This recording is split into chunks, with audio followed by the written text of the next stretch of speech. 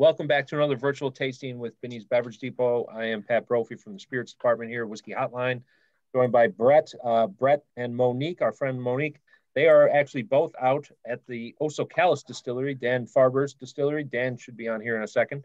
And our esteemed guest this week is Mike Veach, spirits historian, all things spirits historian. So, Mike, thank you for joining us. It's going to be interesting to kind of, I don't know, are we going to talk a bunch of crap about bourbon today and about how Brandy's been doing it for longer or what? Oh, about crap, but Brandy's got a very long, distinguished history, and it is just as rich as whiskey history when it comes to the United States. So, Brandy came first, right? I mean, I had always heard that we were making rum before we were making whiskey, and then once more of the, Scots-Irish immigrants moved over, that's when we started making distilling out of grain instead of sugar cane. Well, you got that all wrong. No, never mind. I'll show myself out. I love this. This is great. The first would have been brandy. Okay. The first recorded distillation that I found is brandy, like in, here. I can look it up. I've got the timeline I did for Copper and Kings right here with me. But it was in 1640, first brandy distilled on stack. But and who would the background? So who would have done that? This was a guy named Cornelius Town, Toun. Okay, and where did he get the fruit? Well, they've always said that it was probably apple brandy, but I kind of agree with Joe Herron from Copper and Kings. I'm willing to bet he was distilling some wine that was shipped over from Europe and was going bad and turned it into brandy to preserve it. That's kind of why we started distilling wine to begin with, right? I mean, distillation had been around, but more for perfumes and medicines and such. And really was to preserve these alcohols that otherwise weren't making ocean voyages, right? Well, am I wrong again? You start seeing distillation of alcohol only after the Germans invented the worm.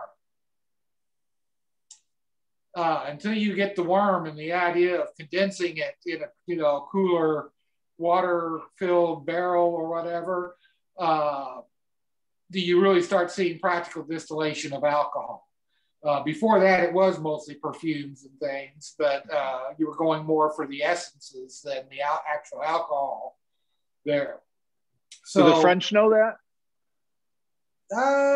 It could. But as far as America is concerned, it started off with brandy. Rum became popular because of the slave triangle. Mm-hmm. But once we had the revolution, you started seeing it going away from rum into whiskey.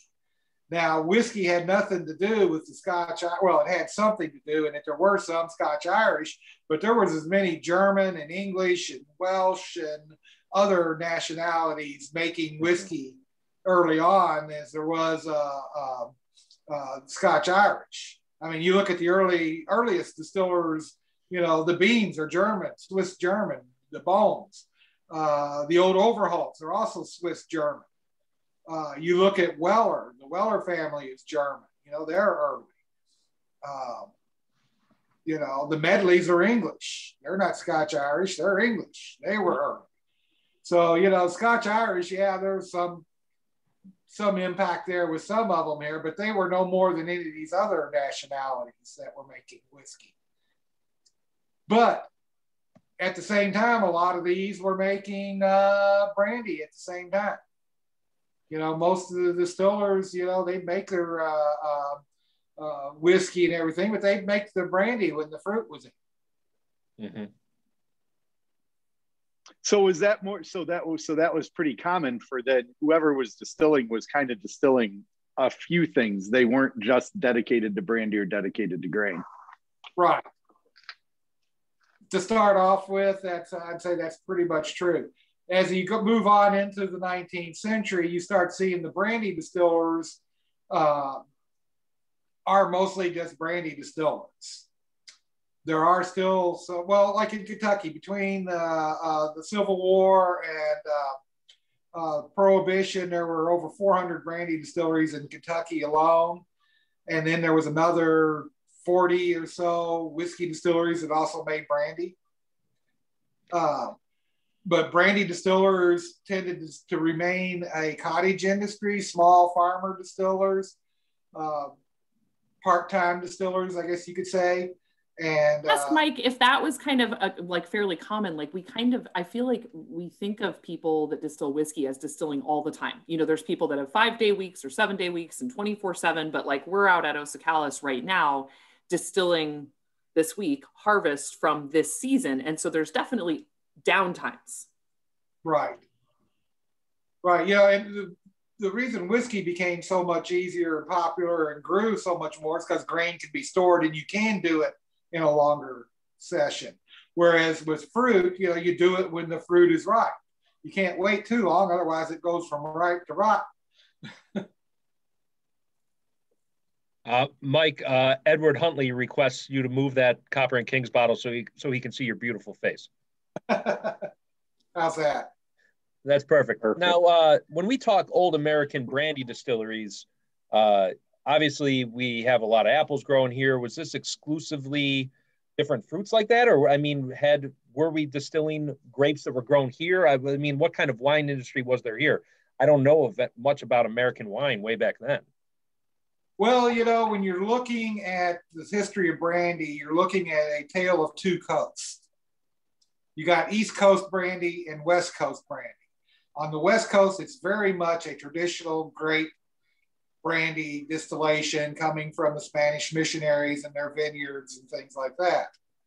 On the East Coast, you have a lot of fruit brandy, a lot of apple, peach, pear, but you also have a lot of Catawba grapes being raised up in New York, Northern Ohio, you know, Pennsylvania, those areas, and you get a lot of that type of brandy.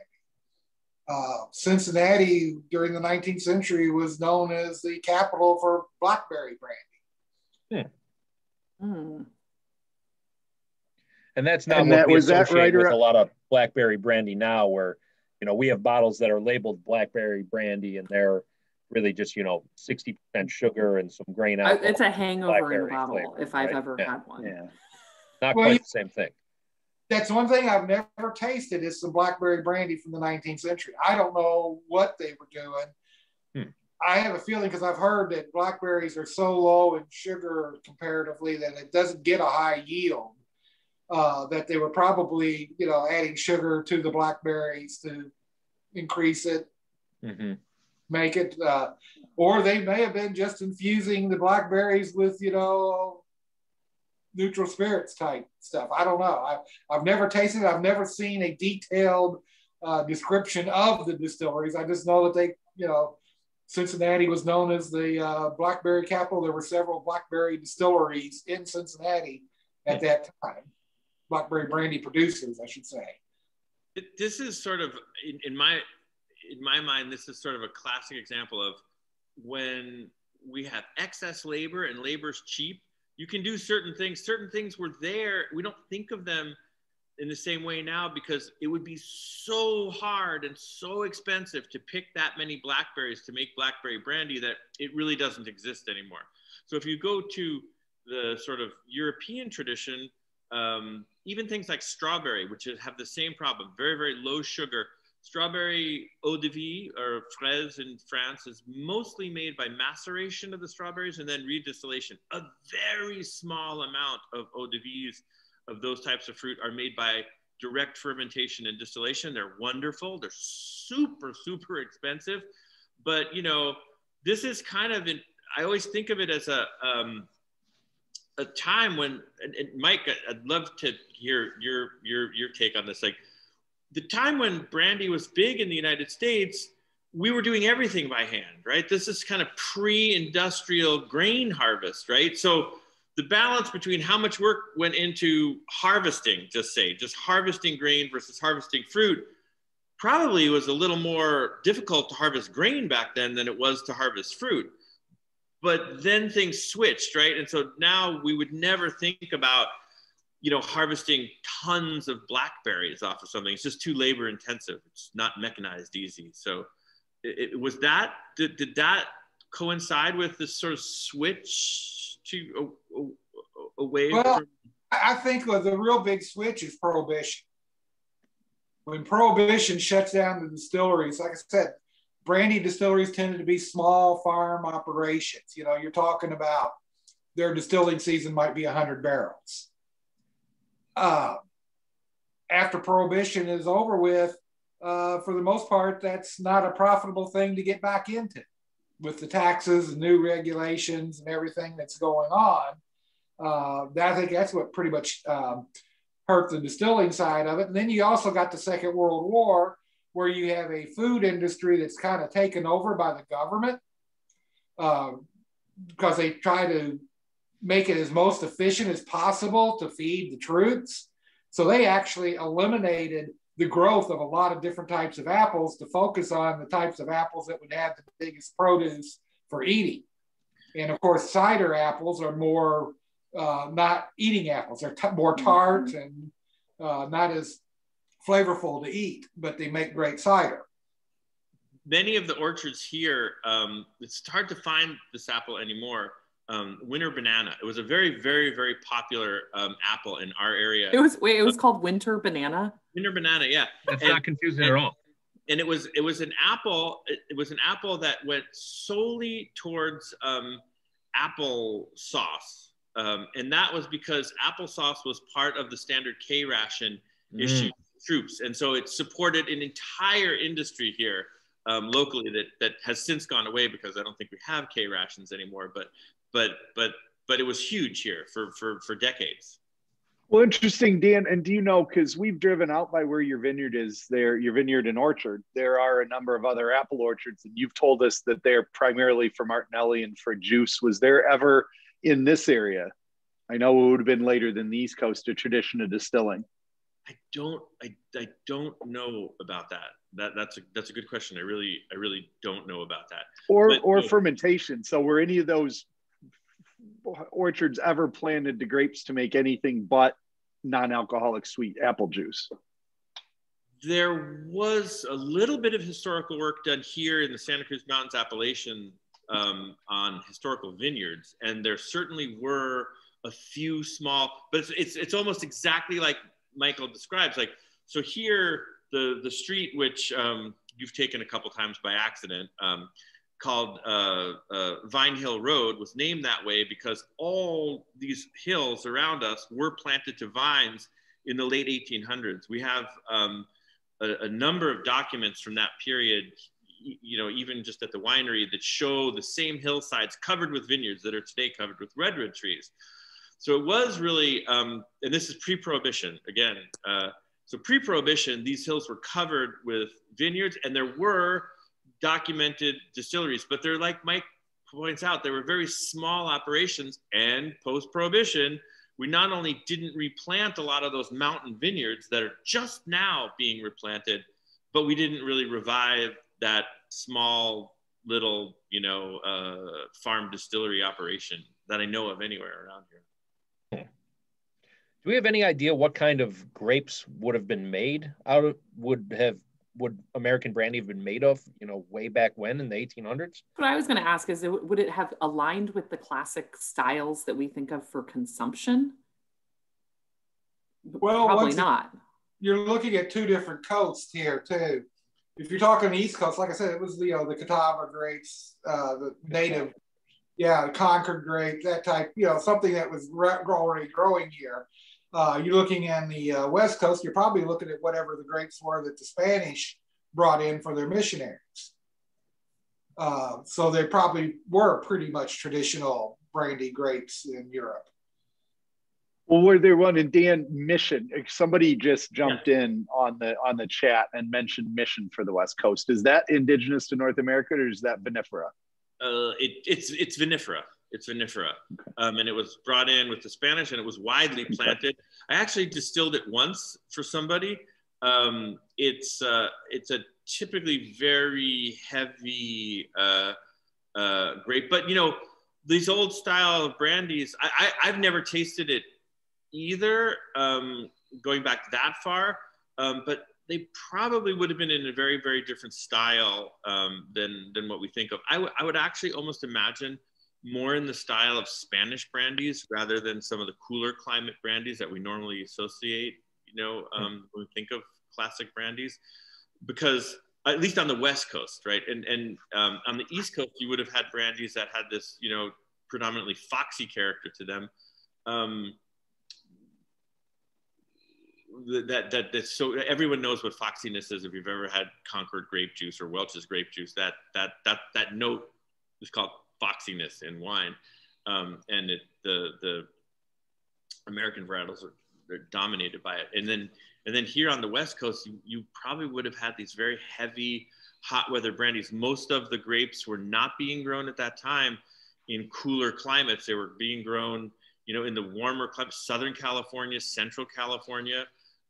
So it would have been very different than what we think of today. So Michael, what kind of still would Corneliustown have been distilling on in 1640? Would it have been something brought over, like small and purpose built, or? Because at that point, it was something that they brought over with him, you know, from the Netherlands, I guess, at that time. Just a small copper, you know, pot. It may not have been more than a 10 or 15, 20 gallon pot at that point either, you know. The copper industry, the still making doesn't take off for, you know, several years because it's not a need at that point. You know, in 1640, they're focusing mostly on just surviving. But, you know, fruit brandy was very popular in the new United States.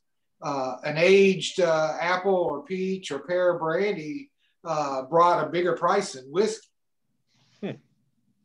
You know, you look at the menus at bars of taverns in New England or even here in Kentucky.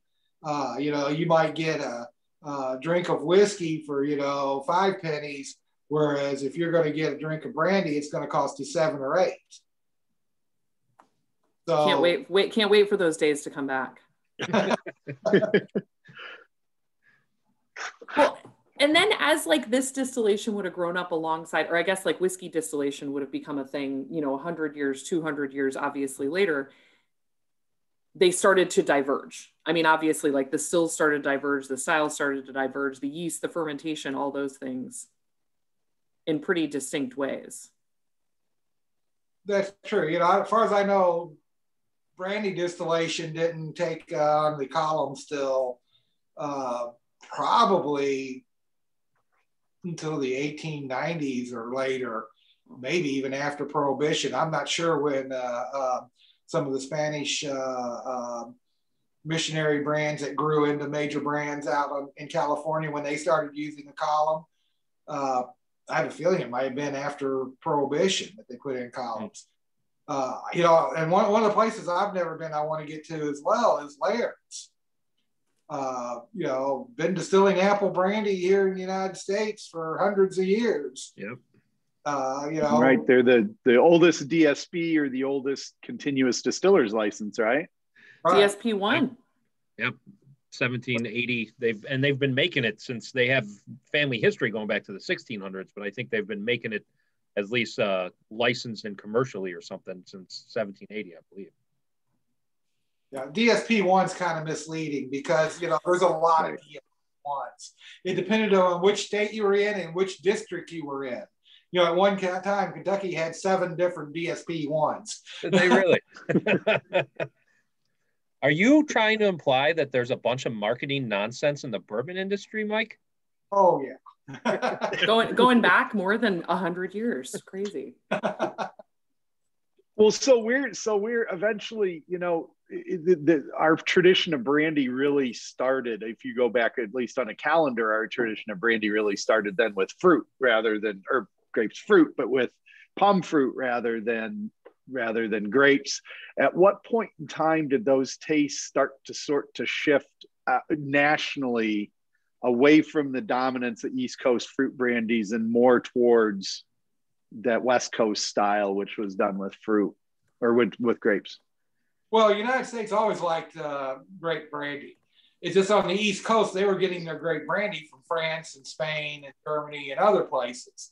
The good stuff came from overseas. It's not until you get California joining the union that you start getting a native brandy production of a quality that, when I say brandy, I should say grape brandy production that they're making from overseas. So, even right up to Prohibition or even after Prohibition, there were a lot of people that kept a bottle of cognac in the medicine cabinet because, it was good to make their hot toddies and when they had a sore throat, Nature's cure, for sure. Right. Exactly. Go ahead. No, go ahead. No, go ahead, Pat. No, I was going to ask like an additive question, and if we know this, I know there's been some talk recently of, pre the Bottled in Bond Act. We had there was a lot of funny business going on with distilled spirits. Whether I've heard some people contend that Maryland style rye wasn't a true style, and really we were just putting fruit and added sweeteners and stuff to this one style of rye that gave it that kind of distinctive character and stuff like that. Would that have happened with brandy too, I assume? I mean, when did we kind of make brandy a distinctive product with some regulation around it? Well, to answer the first part of your question, yes. You look at some of the, the Getz Museum has this book, I quote it in my book, gives some recipes for whiskey and everything. Basically a rectifier's recipe book. And he tells you how to make brandies in there as well. A lot of things are just neutral spirits flavored with, fruit juice or, seep some fruit in it or something, Maryland style rye was a style. It was a heavily rectified style. It wasn't so much a distillation style. It was more of a blended whiskey type style. And when I say blended, I don't necessarily mean that they use a lot of neutral spirits. They just use a lot of additional flavors and things added to their rye to give it their distinct style. But brandy would have been pretty much the same thing. You would have had people that were getting into the spirits industry that with their own little, liquor store shop business that were buying neutral spirits and making their own French brandy and and bourbon and other things out of that neutral spirit just by adding flavors. That was super common pre-Prohibition. I mean, not that I consider myself in any way an expert in the literature, but many of the volumes of pre-Prohibition distillation or practical distillation books I've seen really are rectifiers, recipes, of how to sort of reconstruct and make these more classic things. And they certainly were much less commonly instructional manuals on how to harvest, ferment, and distill, your own spirits. It's almost like pandemic cooking, where you've got people with a lot of time, so the labor isn't worth as much. You're stuck at home anyway, and you've got people saying, here's a cooking hack, here's a baking hack, here's this kind of hack. And it's like, here's how to get the end result that you want faster or cheaper, or with the ingredients that you have in the pantry. Like, it's kind of a similar thing. Yeah, because you said it earlier. There's part of it is you harvest grapes. You can't keep grapes around. You gotta do something with them right away. Whereas you can keep grain around. So right, and there were many places that were selling spirits that were you could make them on the spot, right? I mean, actually, Mike, I mean, how common was it to sort of do exactly what you're saying? Like, how many of these little shops around the country were just taking grain neutral spirits and making, whiskey or brandy or whatever it is, versus actually moving whiskey from Kentucky to the Midwest or Kentucky to, the Northeast, real Kentucky whiskey, let's say? Oh, it was very common. You look at the Midas Criteria was an industry magazine before Prohibition, and every year they would put out a directory of all the people in the industry, by state, by city, alphabetical order, and everything. Probably 2/3 of these people that are in there are not distillers; they're rectifiers. Well, and I was way back when, you would also see, I always think this is interesting, but like if I'm buying like old distillery stuff on eBay, is that you'll find like a catalog from a producer, and maybe they still have, whatever, they did actually have a set of stills, but they're making like 120 things. It wasn't like it was like a bourbon distiller, a rye distiller, or brandy distiller. It's like schnapps and wine and all these, and there's no way that they had the equipment or the solid source material that I would expect to do very much of that in a quality way. So were they probably just taking a couple different bases or just grain neutral and just rectifying everything? Yeah, I guarantee you. If they had that many products, that's what they were doing. I had no idea neutral spirit was so common back then. I mean, I always kind of associated with, the rise of vodka and, the rise of the more modern dry style gins. I mean, I know the column still was around. I guess I just never thought of people actually distilling alcohol to its upper limits there like that before. What else was that used for then? Yeah, once the column still was invented, grain neutral spirits or just any neutral spirits, neutral spirits can be made out of any alcohol. Yeah, became very common, and it had a lot of uses. A lot of rectifiers were buying it, obviously. Mm-hmm. But, it has a lot of uses and everything. Very important for making gunpowder. They learned very early on that if you put alcohol instead of water when you mix your gunpowder, it burns a lot better. There's a lot of uses, chemical uses for alcohol as well. That's why during the 2 world wars, the government took over the beverage alcohol industry and said, hey, you have to make grain neutral spirits for the war industry. Makes sense. Interesting. So we had a question about, here we go. We had a question during the development of the sort of the French, the cocktail culture in New Orleans. What do we have an idea? What were they using primarily? Were they using imported French brandy? Were they using something East Coast fruit based? Were they using West Coast produced brandy in that rise of the cocktail culture in New Orleans? I guess it would be the late 19th, early 20th century. Classic Sazerac, they say, was cognac based. So was it really cognac based, or was it like a domestic brandy? Well, supposedly the original Sazerac was based upon a cognac that was made by the guy who created the Sazerac. His family made this cognac in France. He brought it to New Orleans, and that's what he used to make. I'd say that'd be Peychaud, right? Sazerac de Forge, I think. The bitters. Okay.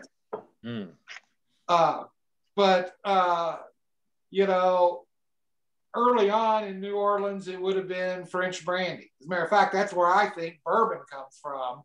If you've read my book, is that they couldn't sell Kentucky whiskey in New Orleans in the early 1800s. The price of Kentucky whiskey in New Orleans was the same as it was in Kentucky. So they decided, let's make it taste more about like what they're drinking down there, which is French brandy, and started aging it in charred barrels, and that became bourbon. Mm-hmm. So they were bringing in French brandy in New Orleans early on. As the century goes on, I would say primarily it's going to be the cocktail culture would still be heavily based on some French brandy because, you know, New Orleans still has that French culture and people there, but they're American. So, you know, a lot of it would have been based on whiskeys. Really, I like thinking a lot about these stores that were rectifiers, and it kind of makes me think of like baristas now. Like these people have all these different little tools and tips and triggers and ingredients, and it's like somebody can come in and say, I want this. And like in their head, they know kind of the recipe and the timing of like all these different things to give them a bottle of X based on a limited number of ingredients. It's really interesting. I was looking just now online, I was looking because at one point I found I don't know what you would call it, like a catalog, a menu for J. Rieger, which is a distillery that we work with out of Kansas City. And they had 250,000 customers in the 1890s on their mailing list, and they made 120 different products. And now I'm thinking, oh, you probably didn't really make nearly all those products. Like, I think they definitely still have examples of whiskey that they made, but lots of the other things were probably just neutral. They had to be. Yeah. Compounded. Mm-hmm. Yeah, compounded like a gin. Gin. Some of it could have been originally, you know, maybe they did have French brandy or some Scotch whiskey coming in occasionally that they could have sold their customers, but the majority of it probably was made up from one of these recipe books. You know, early on, like you see a lot of, I think a lot more mention of peach brandy, but then I would imagine it's very, very in cocktail, early cocktail literature, you know, early American literature, peach brandy is mentioned quite often. You know, how much peach brandy or what we would think about peach brandy, peaches coming off of a tree being fermented and then distilled, was really made on the East Coast back then? Or is it, or is what's mentioned in the literature probably not what we're thinking it is? I think there was a lot of peach brandy being made in the South. You know, in Georgia, South Carolina, Tennessee, even Kentucky. I know that President Madison, after he was president, he puts out an ad looking for some good aged peach brandy, and he's willing to pay, like, you know, 3 times the cost of a barrel of whiskey for this barrel of peach brandy, you know. So it was highly desirable, you know. And you know, apple brandy is the same way, you know. Even up until Prohibition, you know, Kentucky had a guy named Batman, who was known as the king of apple brandy, you know, because he went around to all these small brandy distilleries in Kentucky and southern Indiana and bought up their barrels and aged it and then sold that, you know. And, you know, and that's how most of the brandy, there weren't a lot of nationwide fruit brandy brands out there because there wasn't enough, you know, being produced by any one producer to support a huge market. And the closest he ever came is probably with Batman buying up the apple brandy and aging it, you know, and having hundreds of barrels of available to make it into a larger market. But just to be clear, you said Batman. Yes, Thomas okay. Batman. Where was he located? Like, where was he storing all of this? Batcave, of course. Right. Yeah. He was in Louisville. I don't know how much you all are familiar with Louisville, but it's an area called Old Louisville. He was actually associated with the Sherman, a guy named Sherman who owned the Crystal Springs Distillery. And when Sherman dies, he actually buys the Crystal Springs Distillery. So I'm always assuming that he's storing his apple brandy in Crystal Springs warehouses. I think that's probably okay. So that's interesting. So then, did anybody else? Like, we know that Laird's is still in existence after a few hundred years. Was there anybody else in that period of time is there anybody else in that period of time that got to that scale? Because based on the story you just told, it sounds as like there was a tremendous amount of fruit distillation going on the East Coast and in the South, but it was all like farmhouse distillation. And you really needed an agent to buy everything up to actually get any kind of critical mass commercially. So we know Laird's is big. Is there anybody else that's gotten to that size? Well, on the fruit brandy side, probably not. You know, of course, out in California, you've got, you know, several of the big brandy distillers out there, Christian Brothers, etc. But, you know, Laird's, I'm not really sure how big they were, how big of a distribution network they had. You know, I have a feeling that before Prohibition, they were mostly in the Northeast. You know, I'm not sure I've ever seen a Laird's advertisement in any of the Louisville newspapers or trade magazines, you know, of the 1890s. That's a good point. So it's not really about scale necessarily. They just hung on. They just hung on. And they still had people in the family interested in running the business. I think that actually is the DNA of a real brandy producer, frankly.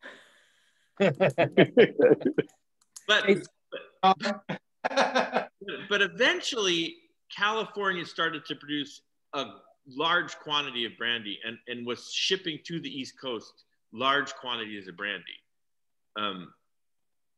When did that really? I mean, it was a very, very popular thing along the East Coast and in the Northeast. When did that really come about?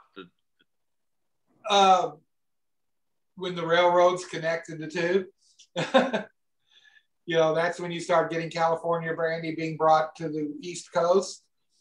You know, and it makes sense. But you know, if you can get it from the West Coast in New York, get a brandy from the West Coast into New York at half the price of what it would cost you to buy it from, you know, a French or a Spanish or a German brandy producer, you do that. Well, and that's, I always wonder how much, because we're, you know, based on the fact that Gallo and a number of Inglenook and a number of other people made sherry and port and champagne and things like that, how much California brandy would have been relabeled cognac before we actually started sort of respecting the trademark and the terroir a little bit more? Oh, quite a bit. You know, there's a lot of advertisements for cognac that are coming out of California distilleries in the Louisville Wine and Spirits bulletins. Yeah. Basically, though, I think what they were considering cognac was just like bourbon. You know, if it's an aged corn whiskey, it's a bourbon. Well, if it's an aged grape brandy, it's a cognac, you know. It's cognac. Now, we touched on a little bit earlier about, you know, yields and how difficult it was to make blackberry brandy, and so we don't see much anymore, and versus grape certainly. And, you know, apples, I think, probably have a bit of a higher yield than that, right, Dan? Lower, really. Mm-hmm. Lower, more than blackberry, lower than lower than grape, though. Yeah, lower than grapes. I mean, so for instance, we get our yields on a ton of apples would be about 120 gallons of juice per ton of apples. Our yields on grapes would be about 170 gallons. Grapes would usually run, roughly speaking, about 10% alcohol. Apples here run between, let's call it 5.5%, and sometimes really sweet ones would run 7.5% alcohol. Wow. So apples are much lower yield. Where's peach fall in that? I mean, Mike mentioned a lot of peach brandy being made in the South. You know, we always pictured peaches as being very sweet and very juicy. Does that actually help us much in distillation, or what? Peaches are somewhere intermediate, actually. Ripe peaches can actually produce nice fermentations and good distillations. This sucker behind me couldn't touch peaches worth anything. So a column still can't hand. So those heavy fruit brandies. So apple is pressed and you get a clear juice off of apple. When we talk about things like pears are very hard to press. So most pear distillations, pear eau de vie are done with the whole fruit, actually. Mm-hmm. Peach is almost always done with, I don't know of a peach that's done not with whole fruit. And so this kind of a still couldn't handle peach or pear or anything like that. Even the Charente still, which is in front of me that you can't see, that couldn't handle that either. So, fruit, those heavy fruit fermentations had to be dealt with very, very delicately, very slowly. If it was very slowly, if it was direct flame, an old direct flame still. And then later on, when you could do water bath or steam bath stills, they would have to be utilized for those peach brandies. But they really do separate out there. If you want to try to make at any kind of scale, pear, peach, apricot, those kinds of things, you really need a specialized piece of equipment. And it's not going to be something like this, and it's not going to be something that would commonly double for whiskey, like a column still that would commonly be used for whiskey. So it's quite it's more difficult in some respects to handle those heavy fruits.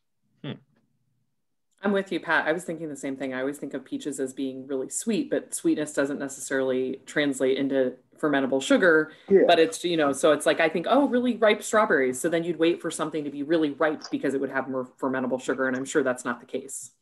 It is the case to get them really ripe, but like really ripe strawberries, like that's almost an oxymoron. Now, strawberries are just not sweet. They're aromatic, but they're really not sweet. Even raspberries, they have to be almost goopy before there's any kind of sweetness. And then you get these kind of very heavy, you don't get the very bright aromatic qualities of raspberry. So even raspberry is another one which is more commonly done. It can be done both ways. Like we talked about that with Jake, about the two different types of distillate of raspberries. Can be done with maceration or direct fermentation.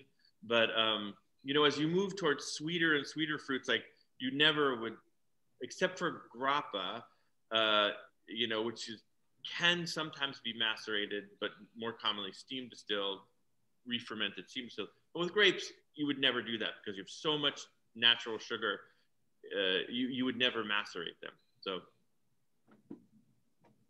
it seems like a pretty perfect pairing of equipment then, with the rise of the column still, we these two types of, these grain spirits and grape spirits both worked well in this one type of still. It seemed like the natural course of action just as far as efficiencies in a still house go.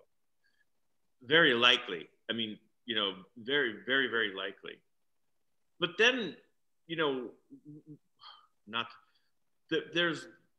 when did brandy really sort of fall off the radar screen, Mike? And when did it it hasn't really even come back. When is it coming back? Yeah, no, when is it? Mike. But what was the Renaissance, or what is the Renaissance, and when did it fall off the radar screen, and why? And is there a Renaissance? I guess that's the question.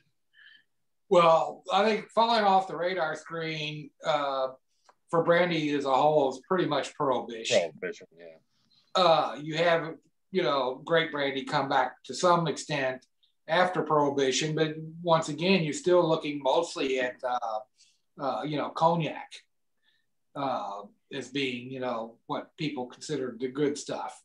Mm-hmm. When is it coming back?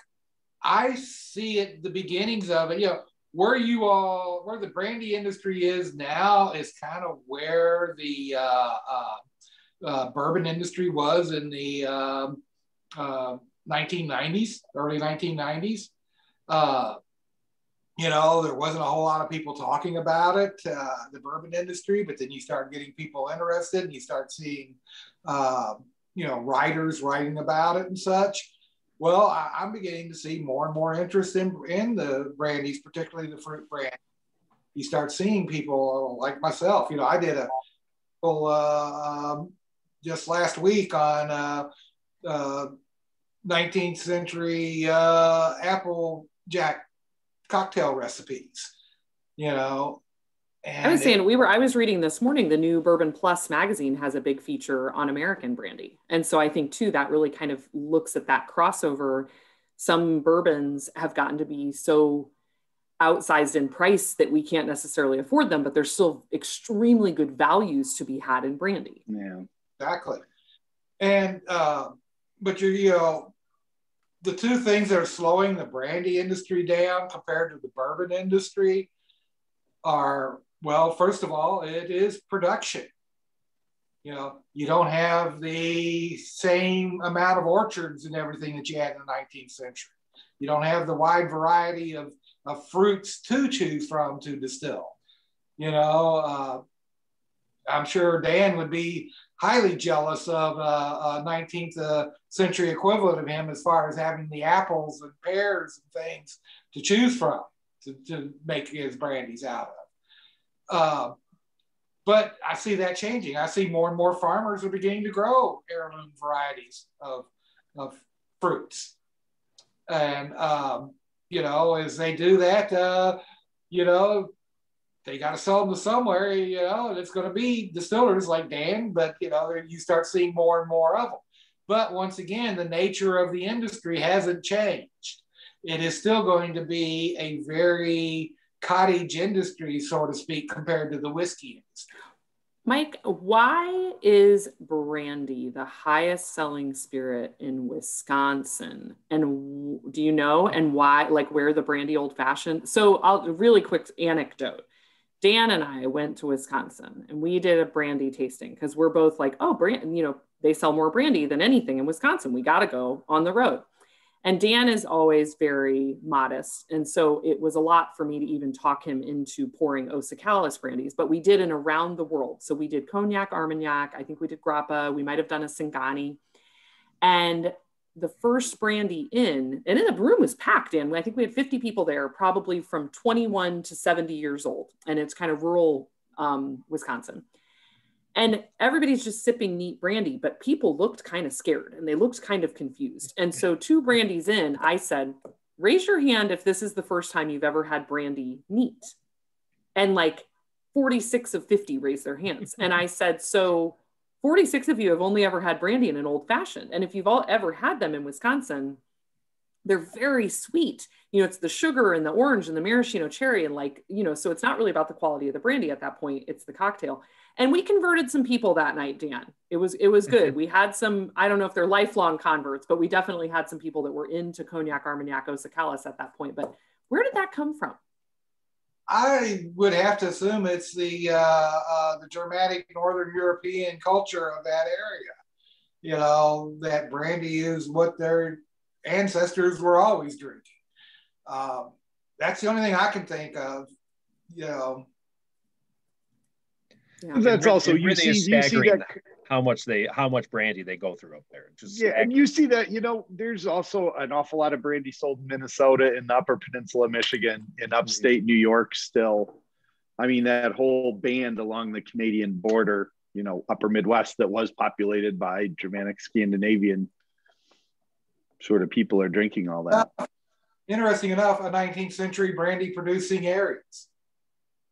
You know, brandy was being made in New York and Northern Ohio and, you know, from the Catawba grapes for the most part in those areas, you know, and you get apple brandy and such being made in Michigan because they raised a lot of apples. So I'd be amiss if I didn't point out sort of like that brandy, funny enough, brandy was sort of the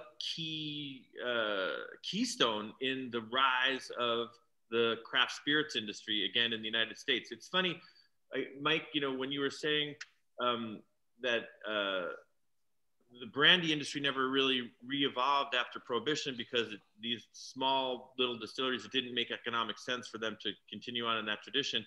And really, you know, throughout the 20th century in Europe, they didn't have Prohibition. So they did have the continuation of many, many small distilleries. But that trajectory was down, down, down, down, down all the time. And by the 1980s, when I, you know, was first going over to Europe to look at distilleries, there were vanishingly few small family farm distilleries left. In France, the licenses had been taken away, not taken away from that generation, but they couldn't be passed down anymore from generation to generation. So what they had, their native craft spirits industry was collapsing.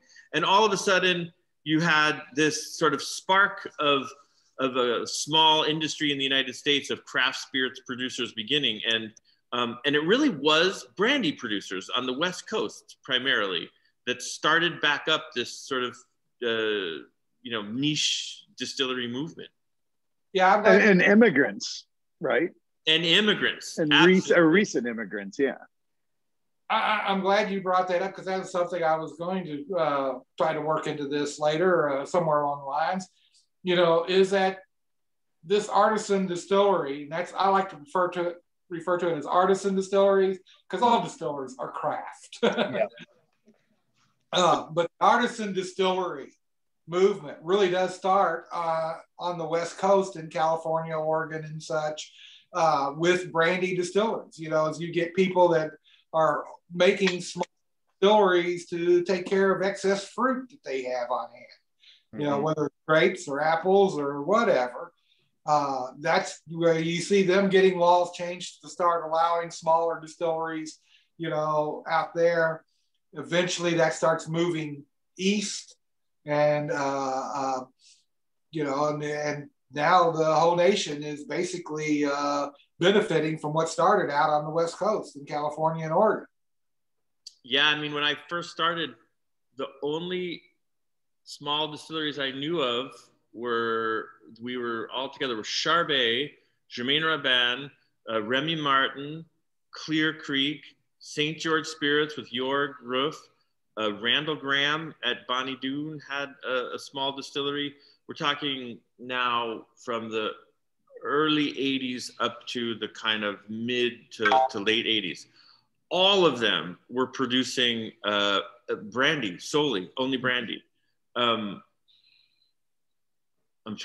Yes, that's absolutely true. We were all producing only brandy, and it was, I don't know, it was sort of there's a big vacuum of information, or the passing of information, but it's amazing to see the curve. After that, the explosion of, and it's funny, maybe this explosion of small distilleries, and I never thought of this before, but I hope you have, because I'm going to ask you the question even if you haven't. What effect do you think the explosion of small distilleries, many of which were producing whiskeys after that, the explosion really moved to whiskey quickly, was that in any way influential on the rise of bourbon again, like the renaissance of bourbon? Was the renaissance of bourbon before the renaissance of these small distilleries, or did these small distilleries bring recognition back to a distilled spirits category that then we realized we had these treasures that were buried, for years, and they were right in plain sight? Well, the first artisan distillery making whiskey that I remember is Anchor Distillery, out in San Francisco. And bourbon's rise probably is what created the growth in the artisan distillery, whiskey distilleries. Bourbon takes off in the late 90s, early 21st century for a variety of reasons. And one of the big things is, in my opinion, is the growth of bourbon tourism, of getting people to come in to see how their whiskey is being made. As a matter of fact, without bourbon tourism, I'm willing to bet that a lot of these small distilleries couldn't exist. They make a large amount of their capital from the tourists that are coming in to take the tours and buying products from them. So that's where I see the growth in the whiskey distillation. Brandy distillation in the artisan craft is a whole different story, though, as you've pointed out. It started early. It started in the early 1980s, late 1970s. Don't remember exactly, some of the dates there that I found, but it's in that area. It's a good, almost 2 decades before you start seeing the growth in whiskey distillation. Do I see more and more brandy distilleries coming on? Yeah, I see it already.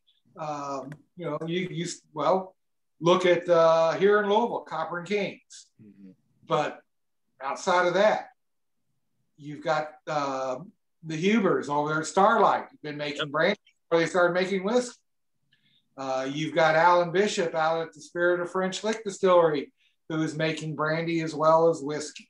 Catoctin Creek in Virginia, you know. Mm-hmm. Tom Brewery in Northern Ohio is making apple brandy. I'm not sure he's making anything else, but brandy-wise, but I know he's making some apple brandy. So you see more and more of them getting into it. There's a little bit of I mean, not Huber notwithstanding, but something Copper and King. And Joe Herron was very, very upfront when he started Copper and King that it was going to be the new American brandy. And he sort of was making brandy, but kind of trying to market and model it after bourbon.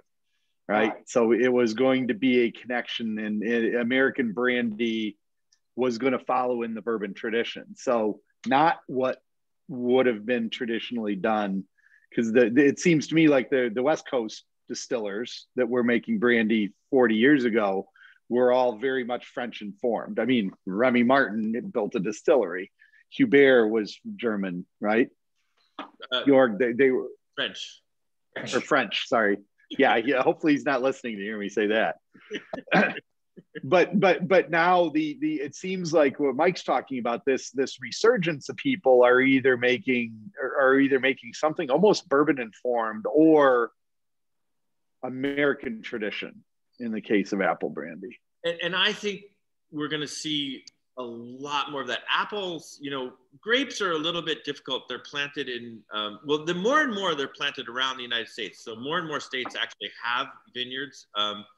But, you know, if you look at apples can grow in a really wide variety of climates and soil types. And there are apple orchards, you know, throughout North America.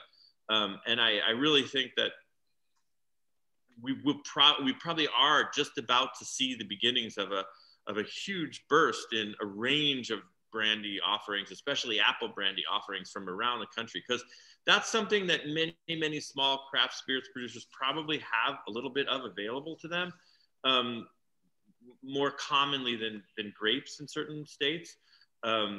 So I kind of am curious and looking forward to seeing the kind of range of offerings that different distillers come up with. Apple brandy really somehow, to me, is both an old historical piece of the United States, and in terms of distillation, it seems to be the sort of like some of the future of the small craft spirits distillers around the country. I think you're totally right, Dan. It's one of those that I feel like real apple flavor and fake apple flavor are very, very different. I don't think that there's anything in the fake spectrum that can remotely approach the real deal. And so what you can get even from a young apple brandy, you know, never mind an aged apple brandy, I mean, that beautiful sweetness and that authenticity, but you can get it fairly young and fairly inexpensively. Like there's a lot of things out there from Laird's, you know, even like the higher proof ones that are really good, but they'll be really approachable in a cocktail. And I think that's how a lot of people are going to start using them and kind of sipping on them too.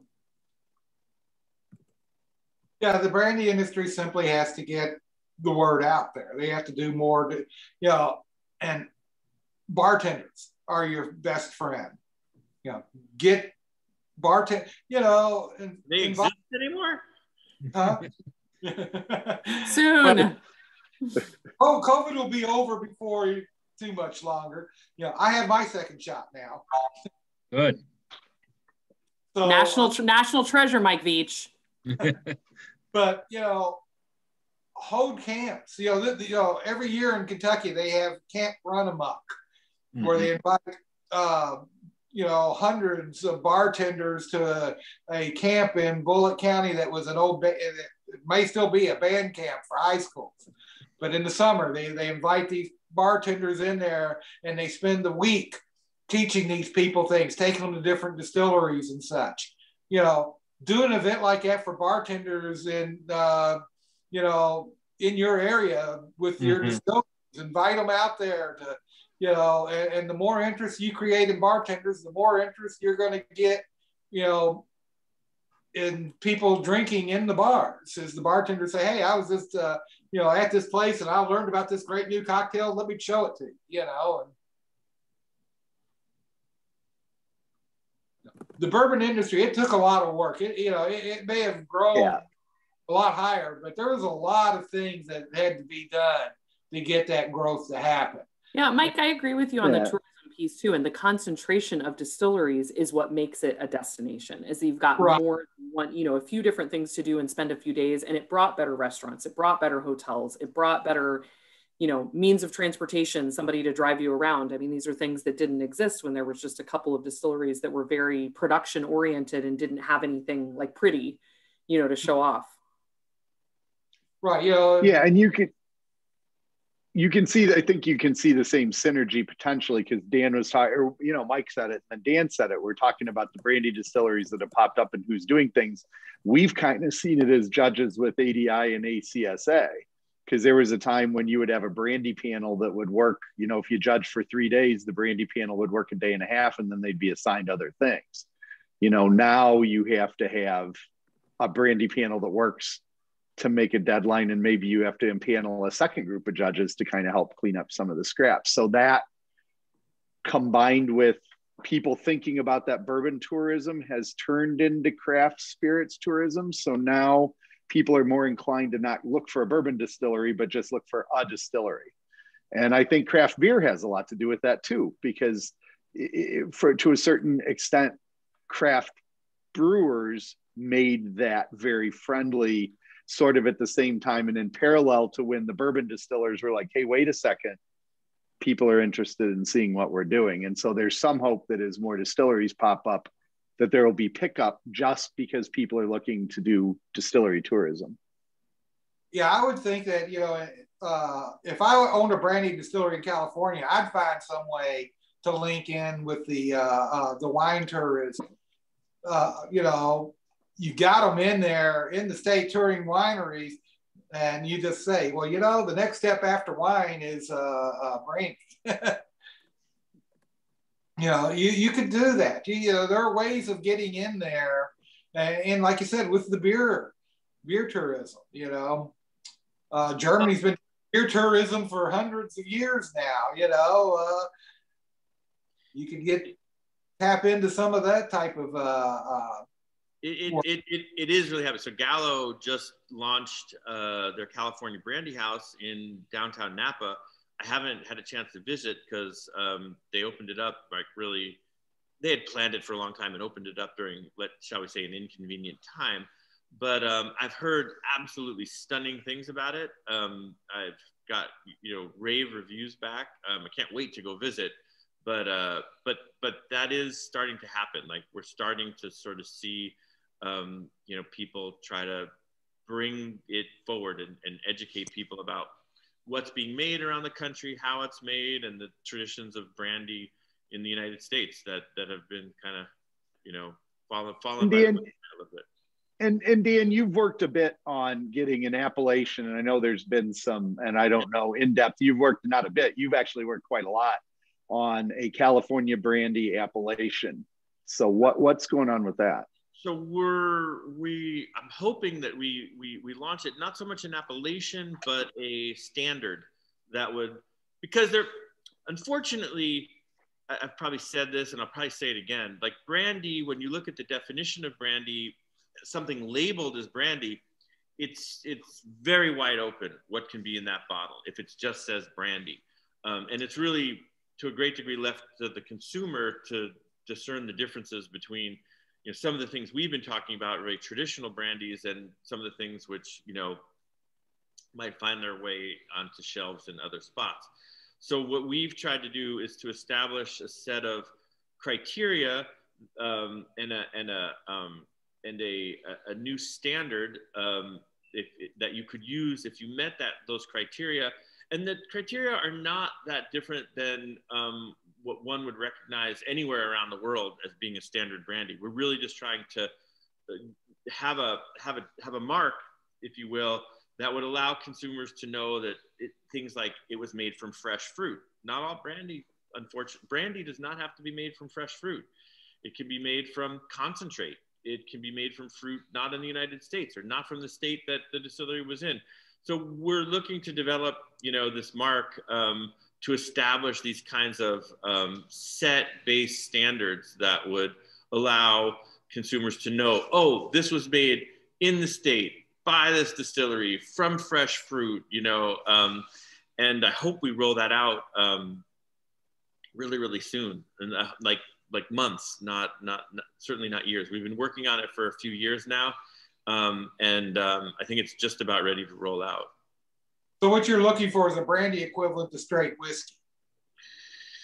Yeah, but I kind of think of straight whiskey as the equivalent of a straight jacket. I know a lot of people would disagree with me, but so it's because there's some things. Yeah, there's some things with straight whiskey that are very, very tight. But for instance, like the standard that we're working on. I have to think about that. I shouldn't speak out of turn here. There might be some blending opportunities that you wouldn't be available for straight whiskey producers, and I think straight whiskey has well, not so much straight, bottled and bond. I'm confusing two things. I was thinking of bottled and bond, and just taking the liberty to make a pun. But really what we're after is just making sure that things are made from fresh ingredients in the locality, in the year of production, and some other basic things about the levels of rectification and all those things. Like if you look at cognac, for instance, cognac's very strict, right? The distillation season has to be a certain season. The distillation has to be done in a certain type of still under a certain proof. The grapes have to be of a certain variety. You can't harvest more than a certain yield off of vineyards and still call it cognac.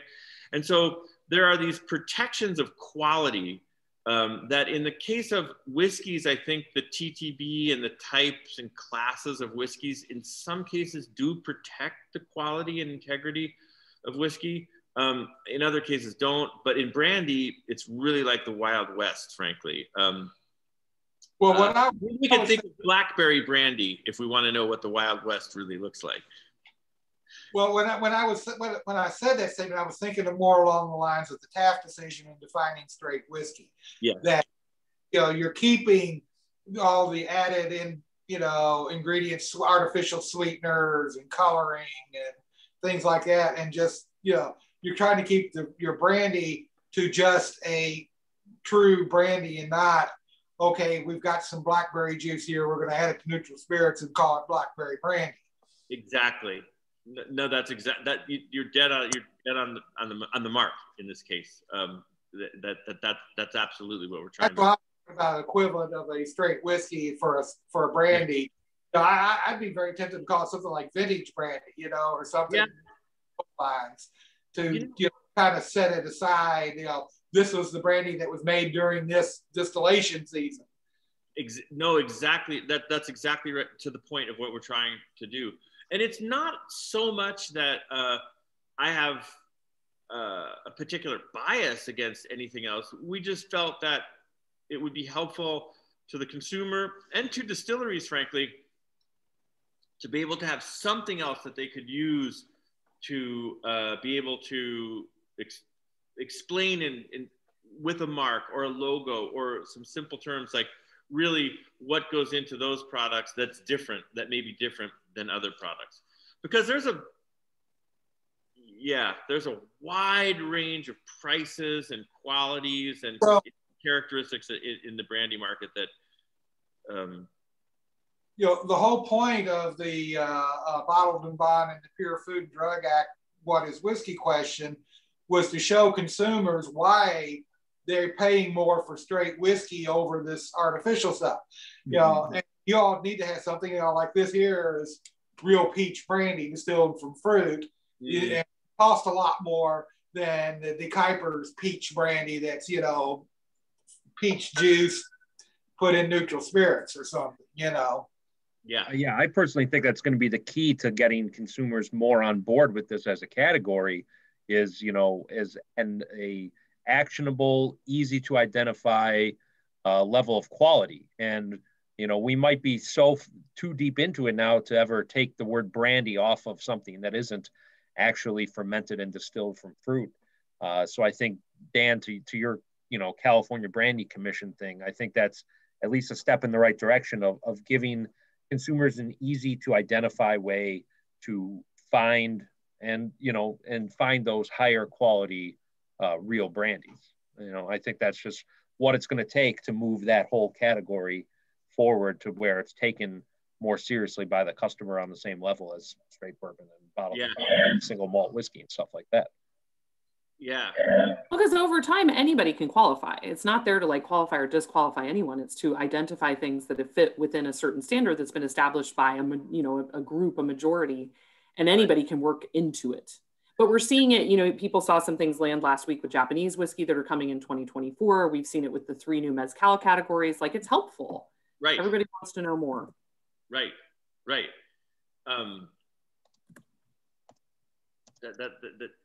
You know, I like to think that well, look, we're sitting here, you know, these seminars are super well attended. These are people, you know, everyone that sort of spent the time to like engage in these subjects really is kind of the creme de la creme, right? I mean, I like to think that every consumer would want to know so much about these things that they would take this amount of time to learn, but unfortunately they don't, you know, like the resources, like, you know, I mean, Binny's, right? You guys have people on the floor that are like some of the most knowledgeable in the industry anywhere. But we don't always have consumers coming and asking. So sometimes I think we've decided we do need some of those easier things to identify that don't require, you know, a long conversation or engaging, you know, people. Well, makes a good point too, that we'd also have to reclaim schnapps as a real category versus, absolutely true.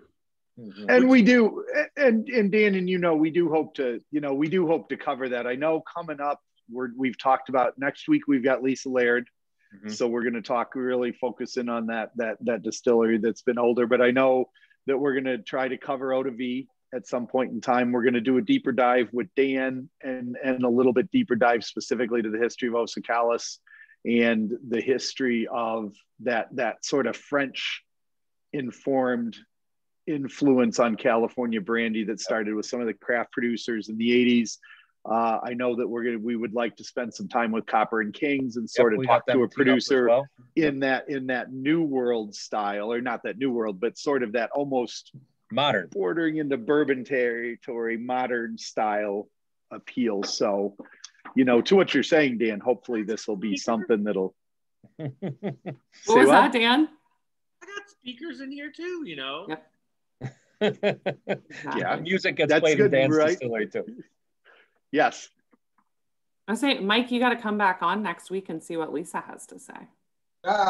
Very tempted. If you invite me to come back on, I'll come back on. All right, Mike's back next week then.